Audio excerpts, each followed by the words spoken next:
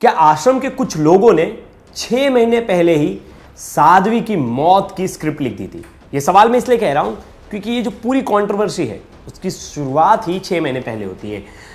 साध्वी जब नाबालिग थी, यानी साध्वी ने जब 12 साल की उम्र से कथा करना शुरू किया था, तो आसपास कई लोग थे आश्रम के जो साध्वी की दिनचर्या का ख्याल रखते थे कि साध्वी कब उठेंगी, कब स्नान को जाएंगी, कब खाना खाएंगी, कब कथा करेंगी, कब पूजा करेंगी।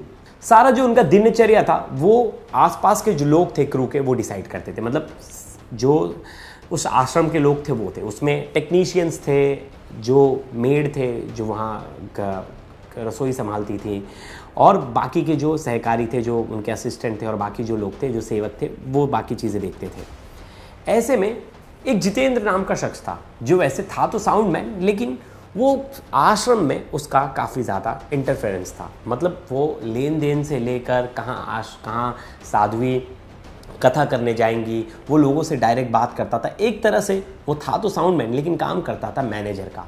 अब ऐसे में उसका कद बहुत ज़्यादा बढ़ रहा था। उसका नाम था जोगिंदर और उसको जग्गू भी कहा जाता था। उसकी पत्नी है कृष्णा, जो वो भी उस आश्रम में रह रही थी और आश्रम में दोनों पति पत्नी रहकर साध्वी की सेवा कर रहे थे।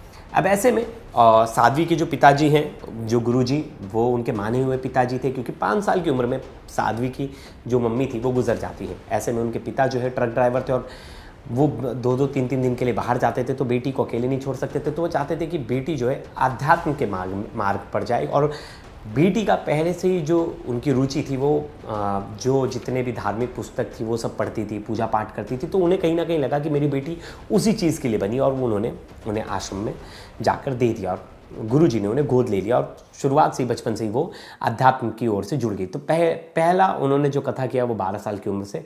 अब ऐसे में जब साध्वी बड़ी हो गई, धीरे धीरे उन्हें साध्वी को एक चीज़ रियलाइज़ हुई कि कुछ लोग जो आश्रम में हैं वो ऐसी गतिविधियां कर रहे हैं जो कि आश्रम के लिए ठीक नहीं। यानी किसी से डायरेक्ट बातचीत, पैसे ले लेना साध्वी के नाम पर, साध्वी के नाम पर कुछ काम बोल देना अधिकारियों को, ये सब चीज़ें जो थी वो साध्वी को कहीं ना कहीं पसंद नहीं थी।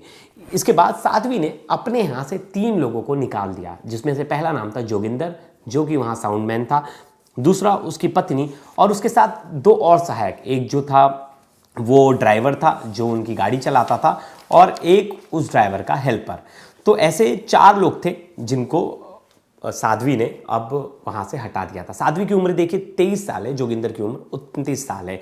मतलब ज़्यादा उम्र का फासला नहीं था, 6-7 साल का फासला था, और तब से ही वो साउंड सिस्टम पूरा संभालता था, मेन देखता था और मैनेज करता था स्टेज को। एक तरह से साध्वी कहीं भी प्रवचन या कथा करने चाहती। अब ऐसे में जब इन लोगों को वहाँ से हटा दिया गया तो रोज़ी रोटी पर बनाई, और इन्हें बहुत ज़्यादा आहत हुआ कि अरे हम इतने साल हमने उस आश्रम को हमने सेवा दी और उस आश्रम से हमें निकाल दिया गया। अब उन्होंने बोला कि इन्होंने हमारा करियर ख़राब किया है, अब हम साध्वी का करियर ख़राब करेंगे। इसी इंटेंशन के साथ साध्वी को ब्लैकमेल करने की प्लानिंग रची गई। ब्लैकमेलिंग की प्लानिंग किसने रची? जोगिंदर, उसकी पत्नी कृष्णा और ड्राइवर जो पूर्व ड्राइवर था रमेश। अब इन तीनों ने बोला कि सबसे ज़्यादा साध्वी की हानि कैसे पहुंचेगी? अगर हम उसके चरित्र हनन कर देंगे, यानी उसके चरित्र को हम समाज में बदनाम कर देंगे, हम उस पर सवालिया निशान खड़ा कर देंगे, तो कोई भी साध्वी को कथा के लिए बुलाएगा नहीं, और कह लीजिए कि साध्वी भी एक तरह से बर्बाद हो जाएंगी, और इसका सदमा साध्वी को बहुत ज़्यादा लगेगा। इसके बीच उन्होंने प्लानिंग की। अब साध्वी कुछ समय के लिए आश्रम के पास ही जो जोगिंदर था उसके घर पर रुकी थी, और उनके कमरे में, उनके बाकी कमरों में और जगहों पर CCTV कैमरा लगा था, उसका एक्सेस था इनके पास। उन्होंने एक क्लिप निकाली, उस क्लिप में साफ साफ देख सकते हो कि साध्वी के जो गुरुजी हैं, पिताजी हैं, वो आते हैं और साध्वी को पुचकारते हैं, जिसके बाद साध्वी उन्हें गले लगाती हैं। और वो छोटा सा क्लिप जिसमें बकायदा एक महिला जो है वहाँ उपस्थित है, और अब देखने का नज़रिया होता है, किसी के लिए वो देखने वाला वीडियो वो आपत्तिजनक हो सकता है, किसी के लिए वो बहुत नॉर्मल हो सकता है। तो हर किसी का देखने का अपना वो है, उनका पॉइंट ऑफ व्यू है। और इसी तरह जोगिंदर ने उस वीडियो को सोशल मीडिया पर वायरल कर दिया, ट्वीट पे लिख के कि आप जिसे साध्वी समझते हो साध्वी नहीं, ये देखिए साध्वी आपकी क्या कर रही है। और बाकायदा वो वीडियो बहुत ज़्यादा वायरल हुई और उस पर चर्चाएं शुरू हो गई। अब ऐसे में साध्वी 2 दिन तक चुप रही। तीसरे दिन उन्होंने जाकर पुलिस में इसकी कंप्लेंट की, और उस समय में जो इन्वेस्टिगेशन ऑफिसर थे उन्होंने उन्हें अरेस्ट कर लिया। बाकायदा इन्वेस्टिगेशन में साफ हुआ, जब पुलिस ने उसे अरेस्ट किया जोगिंदर को, तो जोगिंदर ने पुलिस हिरासत में चीज़ बताई कि हाँ मेरी उससे दुश्मनी थी और मैं उसका बदला लेना चाहता था, इसलिए मैंने साध्वी की छवि को बदनाम करने के लिए मैंने ये पूरा षड्यंत्र रचा और मैंने कट करके उतना ही फुटेज जो है मैंने सोशल मीडिया पर वायरल किया। बाकायदा उस टाइम पे साध्वी जो थी वो डिप्रेशन में थी और वो कहीं ना कहीं उस समय कथा भी नहीं कर रही थी, उस समय वो स्टेज पे नहीं थी और बाद में वो अपने पिता को देखती तो खुश हो जाती, उन्हें लगता कि उनका जो सपोर्ट सिस्टम है वो उनके साथ है। अब ऐसे में वो वीडियो वायरल हो गई और तमाम तरह की बातें साध्वी के लिए की जाने लगी, लेकिन बाकायदा कोर्ट ने इसमें इंटरफेयर किया। कोर्ट ने जो है उन्हें बाद में जेल भी गए और कोर्ट में उसकी अभी वो भी चल रही है, प्रोसीडिंग चल रही है बाकी, लेकिन ये लोग कुछ टाइम बाद जो है बेल पर बाहर आ जाते हैं। अब देखिए, वैसे तो ये एक तरह से किसी की निजी वीडियो को अगर आप वायरल करें, किसी के घर की वीडियो को, एक तरह से वो भी क्राइम है, निजता का हनन है, आप प्राइवेसी किसी की भंग कर रहे हो, आप किसी की वीडियो, तो कोर्ट ने ये पाया कि प्राइवेसी का हनन है पहले तो सबसे बेसिक चीज़, और आप ऐसा नहीं कर सकते, और उसके आधार पर ही उन्हें उनकी रिमांड दी गई 3 दिन की रिमांड के बाद वो कुछ महीने जेल में रहे। बाद में एक मुचलके के बाद वो जो है एक फ़ाइन के बाद उन्हें बेल पर रिहा कर दिया गया। अब बेल पर वो बाहर आ गए, फिर भी उन्होंने साध्वी को परेशान करना नहीं छोड़ा और साध्वी को किसी ना किसी रूप से वो टॉर्चर कर रहे थे, परेशान कर रहे थे और उनके बारे में तमाम तरह की बातें जो है कर रहे थे। अब साध्वी इस पूरे घटनाक्रम के बाद उन्होंने अब हर जगह जाके स्पष्टीकरण दे रही है कि मेरे पिता हैं, वो वीडियो को गलत तरह से तोड़ मरोड़ कर पेश किया गया, गलत तरीके से उसे प्रसारित किया गया, जिसके बाद मेरी छवि को बहुत ज़्यादा नुकसान पहुंचा। अब ऐसे में कोई आदमी क्या करे, ऐसे में अपनी सच्चाई वो कैसे दिखाए? तो ऐसे में साध्वी ने बोला कि मैं अग्नि परीक्षा देने के लिए तैयार हूँ, और उन्होंने बाकायदा उस समय हमारे जो संवाददाता थे उनसे बात की और उन्होंने कहा कि मैं अग्नि परीक्षा देने के लिए तैयार हूँ, मैं जितने भी गुरु हैं, शंकराचार्य हैं, अगर वो मुझे समय पता और टाइम बता दे, वो जहां बोलेंगे मैं वहां आकर अग्नि परीक्षा दूंगी। दाग केवल मेरे चरित्र पर ही नहीं बल्कि इस भगवे पर व सनातन संस्कृति पर भी लगाया है।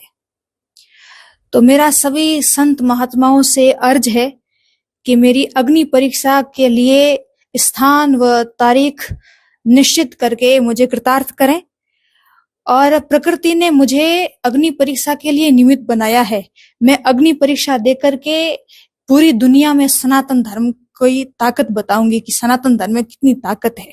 लेकिन आपको भी पता है आज के ज़माने में अग्नि परीक्षा के लिए कोर्ट भी अलाउ नहीं करेगा, कुछ भी ऐसी कोई परिस्थिति किसी के सामने नहीं रखी जा सकती जहां खुद को साबित करने के लिए अग्नि में जाया जाए। अब वो पुराने ज़माने में, और हमने लोक कथा और बाकी जो हमारे ग्रंथ है उनमें बहुत बार अग्नि परीक्षा की बात जो है वो लिखी गई है, लेकिन अब के युग में ये पॉसिबल नहीं था और इसीलिए किसी शंकराचार्य किसी ने उनकी बात नहीं मानी।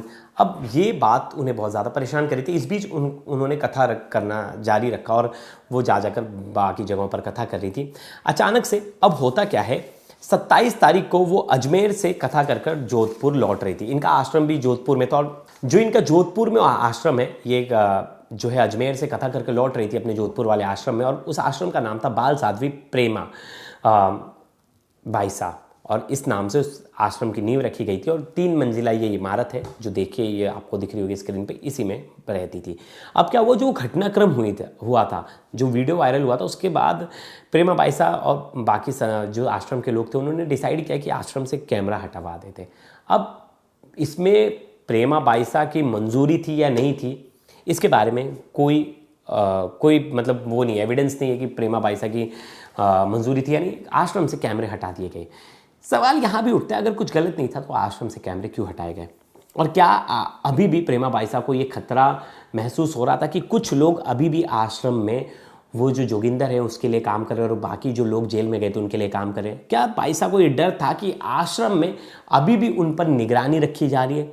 इस बात से डर कर क्या उन्होंने कैमरा हटवा दिया गया, या उनके पिता ने जो गुरुजी उन्होंने कैमरा हटा दिया? चलिए, कैमरा हटा दिया गया। अब इसके बाद जो है वो कथा कर लौटी, उनकी तबीयत खराब हो जाती है। अब जैसी वो लौटती हैं, उनकी 28 तारीख को यानी मंगलवार का जो दिन था, उस दिन उनकी तबीयत खराब हो गई। लगातार कमज़ोरी महसूस करी थी, अस्वस्थ महसूस करी थी, वायरल फीवर जैसा लग रहा था क्योंकि उनको सर्दी खांसी थी।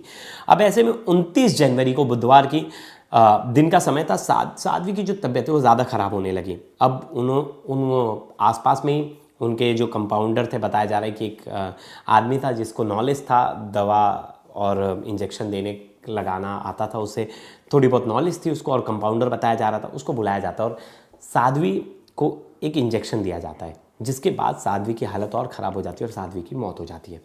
लेकिन इन सब चीज़ों को वो 30 सेकंड का जो टाइम फ्रेम है वो बहुत इंपॉर्टेंट है। उस समय कौन कौन लोग साध्वी के साथ मौजूद थे, क्या साध्वी की मंजूरी थी कि उन्हें इंजेक्शन दिया जाए, क्या साध्वी की सच में हालत इतनी खराब थी कि उन्हें इंजेक्शन दिया जाए, क्या साध्वी ये बोल रही थी कि उन्हें हॉस्पिटल लेकर जाया जाए, फिर भी उन्हें वहीं रखा गया। ये जो पूरा टाइम पीरियड है ना इंजेक्शन देने से लेकर उनकी मौत का, ये सबसे इंपॉर्टेंट है कि उस कंपाउंडर को किसने बुलाया, उसने कौन सी इंजेक्शन दी, जिसके बाद ये सब कुछ हुआ। क्या यहाँ मेडिकल नेग्लिजेंस वाला मामला बनता है। अब ये सब चीज़ें हो रही थी, उसके 4 घंटे बाद सोशल मीडिया पर एक पोस्ट आता है, जिस सोशल मीडिया पोस्ट पर क्लेम किया जाता है कि मैं सनातन के लिए जिए, मैं सनातन के लिए मरी और मैं अग्नि परीक्षा देना चाहती थी और अब मेरी मौत के बाद सच्चाई जो है सामने आएगी। तो क्या साध्वी ने खुद की जान ले ली। ये तमाम ऐसे सवाल थे जो कि क्वेश्चन रेस कर रहे थे कि क्या आश्रम के कुछ लोग अभी भी जोगिंदर और उनके साथ मिले हुए थे, क्या आश्रम के कुछ लोग अभी भी चाहते थे कि साध्वी की मौत हो जाए या साध्वी रास्ते से हट जाए। क्योंकि जो गुरुजी थे उसके बाद उत्तराधिकारी जो है थी उनकी बेटी थी और बेटी के पास ही जो ट्रस्ट है और बाकी सब चीज़ों की पावर थी। तो ऐसे में हर किसी के मन में सवाल था कि क्या साध्वी की पूरी प्लानिंग के तहत हत्या कर दी गई है, क्योंकि सवाल उठता है। और ऐसे में फिर उनको हॉस्पिटल लेकर जाया जाता है कुछ टाइम बाद ही, जब और वो वहाँ पाल रोड पर ही पास में ही, मतलब कुछ देर बाद पास में एक हॉस्पिटल है प्रेक्षा हॉस्पिटल, जो कि प्राइवेट हॉस्पिटल है। वहाँ डॉक्टरों ने जांच की और मृत घोषित कर दिया साध्वी को। फिर शाम को रात को शव को एमजीएम मॉर्चुरी लेकर जाया गया जोधपुर में। अब इसके पहले देखिए क्या होता है, हॉस्पिटल में जब उन्हें रखा जाता है तो डॉक्टर कहते हैं कि पोस्टमार्टम करा लो, लेकिन वहाँ उनके पिता जो है पोस्टमार्टम नहीं कराते। तो इस समय पे उनके पिता पर भी सवालिया निशान खड़ा होता है कि उन्होंने अपनी बेटी का पोस्टमार्टम क्यों नहीं कराया। अब देखिए एमजीएम हॉस्पिटल लेकर जाया जाता है क्योंकि साध्वी की मौत की खबर आ गई और बहुत ज़्यादा फिर शोर शराबा होने लगा कि अरे कौन है इसके पीछे और कैसे हो गया। तो अब प्रेशर में पुलिस आ गई और उसी प्रेशर में पोस्टमार्टम कराया गया। लेकिन सवाल है पिता क्यों इन सब चीज़ों से नकार रहे थे पोस्टमार्टम से। अब पिता ने सीधा सवाल या निशान खड़ा कर दिया कि वो जिसने इंजेक्शन लगाया उसकी गलती है, उसने जानबूझकर साध्वी को मारा है। लेकिन वो कभी मीडिया के सामने नहीं आया, लोगों के सामने नहीं आया, लोग उसकी तस्वीर सामने आई ना, अभी तक उसका कोई नाम जानता है। उसको पुलिस ने अभी हिरासत में ले लिया है। इन सब के बीच में पिता मीडिया के सामने आकर रोने लगे और उन्होंने कहा कि मेरी बेटी को अगर तुमने हत्या की है तो बता दो, तुमने ऐसा क्या इंजेक्शन दिया जिसकी वजह से मेरी बेटी मर गई। और देखिए वो मीडिया के सामने कैसे रोकर बिलबिलाकर रो रहे और बता रहे। भगवान स्वरूप हो सब विपता की घड़ी में जो मेरी इस दुख की घड़ी में जो यहाँ खड़े हैं, सब साधु जी को न्याय दिलाने के लिए, सब न्याय दिलाने के लिए खड़े हैं, सब खड़े हैं। थे बोलो बोलो उनकी रिपोर्ट लाओ, मेडिकल हर तरह की जन्म से लेकर के ब्रह्मचार्य तक की उनकी रिपोर्ट मेडिकल करवाओ, आप सब करवाओ, उनको न्याय दिलाओ। महाराज जी आपका मोबाइल कौन ले? वहाँ कुछ लोगों ने उत्पात किया, पुलिस वालों को भी उन्होंने परेशान किया, बहुत परेशान किया। पुलिस ने कहा आप अभी यहाँ से निकलने में फायदे गुरु जी, यहाँ से ये लड़के उलट करेंगे, बदनाम करेंगे, वो मजबूरी ये समो ये कंट्रोल नहीं होगे तो गुरु जी से कंट्रोल नहीं होगे। मैंने कहा यार संत आ रही, यार संत आवे, थोड़ा सा रुक जाओ। तो पुष्प इसको मैं आश्रम में लगा के तो पुष्प अर्पण कर दूं, बाकी तो मैं इसको कुछ नहीं कर पाया, कुछ भी। महाराज कौन है जो आपको बदनाम करना चाह रहा है? कुछ भी हाँ, वो कौन है जो बदनाम वो आस पास में रहने वाला है, पास में ही रहने वाले, पास में ही साधु संतों बदनाम करने वाला बहुत बहुत उन लोगों ने रिकॉर्ड, वो वीडियो भी अब डिलीट कर देंगे तो आप उन वीडियो में देख लेना कौन लोग के उत्पात कर रहे हैं। वो वीडियो अब सोशल मीडिया में आप उस मीडिया सोशल साइट से रिकॉर्ड कर लो, वो हटा देंगे, अब हटाएंगे। लेकिन आप वहाँ से वीडियो रिकॉर्ड। साध्वी जी सुबह ठीक थे, फिर क्या हुआ जो उनको अस्पताल लेके जाना? अस्पताल लेके ही नहीं गए। अच्छा क्या हुआ? घर पे नॉर्मल जुकाम था, अजमेर कथा करके रात को 1:30 बजे आए, 1:30 बजे अजमेर से कथा करके आए। सुबह उन्होंने अपनी आईडी से पोस्ट की, फिर 10-11 बजे एक और पोस्ट की और 4:45 बजे और मीडिया हैंडल वाला करके बात पोस्ट के लिए की और 5:20 पे उसने जिक्स लगते ही सब कुछ तबाह हो गया, सब कुछ तबाह हो गया। अग्नि परीक्षा वाली वो पोस्ट वो मीडिया वाला मेरे हैंडल करने वाला वो कराने 5:30 पे उन्होंने प्राण त्याग दिए। आईडी कौन हैंडल करते हैं आपके अलावा? एक में ये जो पोस्ट की थी मेरी गाड़ी में बैठ के ड्राइवर ने मैंने करवाई, वो पोस्ट मैंने करवाई 2-2.5 घंटे बाद थी, आप देख लेना। 5:30 पे 5:29 पे उन्होंने प्राण त्याग दिया और वो पोस्ट कितना बची हुई आप देख लेना। वो पोस्ट कितना बजे हुई? 9:28 पे 9:28 हाँ, वो गाड़ी में बैठ के मैंने कराई उनके अंतिम से पापा सीते तो मुझे नहीं मिला, पर जाने के बाद में तो मुझे उम्मीद है इस धरती की कि मुझे मिल जाएगा। आप सबको बोल देना, मेरे शब्द बोल देना, बाकी मेरा बाकी तो कुदरत ने जो मंजूर बोले मुझे मंजूर और क्या करें, मेरे बस की बात नहीं है। मुझे सरकार से आप सभी मेरे साथ में खड़े हैं, उन सब से मुझे उम्मीद है, मीडिया वालों से उम्मीद है, डॉक्टरों की टीम से उम्मीद है, आप जैसी मेडिकल करो हर प्रकार की जन्म से लेकर के जो अंतिम सांस के सबकी मेडिकल रिकॉर्ड पर मैं जो केस है वो टेस्ट होता है वो टेस्ट तक मैं साइन करने के लिए तैयार। जो उसकी मनोदस्ती का टेस्ट है वो भी करोगे, मैं साइन करने के लिए तैयार हूँ। मानसिक मन की भावना को टेस्ट भी करना चाहते हो, मैं साइन कर दूँ जाने के बाद उनको न्याय दिला पूछे सत्ता न्याय दिला सब मीडिया में न्याय दिला देना आपरी बेटी। तो आपने सुना, ये थे उनके पिता। अब उसके बाद एसीपी का बयान आता है। एसीपी कहती है कि हमें जो जानकारी मिली उसके आधार पर हमने जांच शुरू कर दी और हमने डेड बॉडी का पोस्टमार्टम जो करवा दिया है। अब अगर शरीर में जहर है तो विसरा रिपोर्ट में उसकी पूरी जानकारी आ जाएगी और मौत का असली कारण क्या है, क्या बुखार हुआ, क्या गलत दवा दी गई, या उन्होंने खुद अपनी जान दे दी, या उनकी हत्या की गई। क्योंकि ये तमाम ऐसे सवाल हैं जो कहीं ना कहीं सवालिया निशान खड़ा कर रहे हैं कि साध्वी की क्या पुरानी दुश्मनी के चलते, पुरानी रंजिश के चलते उनकी हत्या कर दी गई और उनके आश्रम में कोई सीसीटीवी कैमरा नहीं। तो ऐसे कई सवाल थे, बहुत सारे अनगिनत सवाल थे जो कि संशय पैदा कर रहे थे और इन सब चीज़ों का लगता है जल्दी निपटारा हो जाएगा जैसे ही पोस्टमार्टम रिपोर्ट और विसरा रिपोर्ट आ जाएगी, क्योंकि इससे साफ हो जाएगा कि असली कारण क्या था मौत का। क्योंकि बहुत बार हमने देखा है कि दवा को आधार बना लिया जाता है हत्या का। हमने साइनाइड वाला केस देखा, हमने पुणे का केस देखा कि कैसे एक केमिकल देकर हत्या कर दी जाती है और दिखाया जाता है कि उन्हें तो हम दवा दे दी थी, वो बीमार थी। एक नर्स कैसे अपने पूरे परिवार को मार देती है।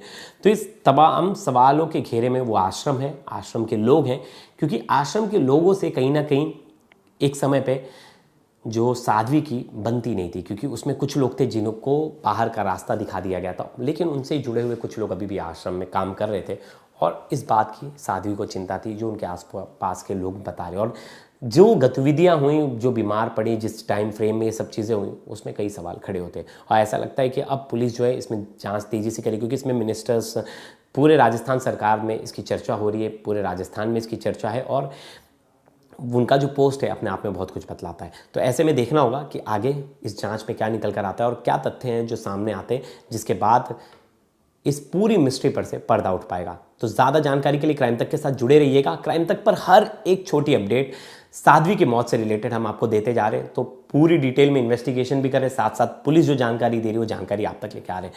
तो दोस्तों, इस वीडियो पर आपकी क्या राय ज़रूर बताइएगा। तब तक के लिए धन्यवाद।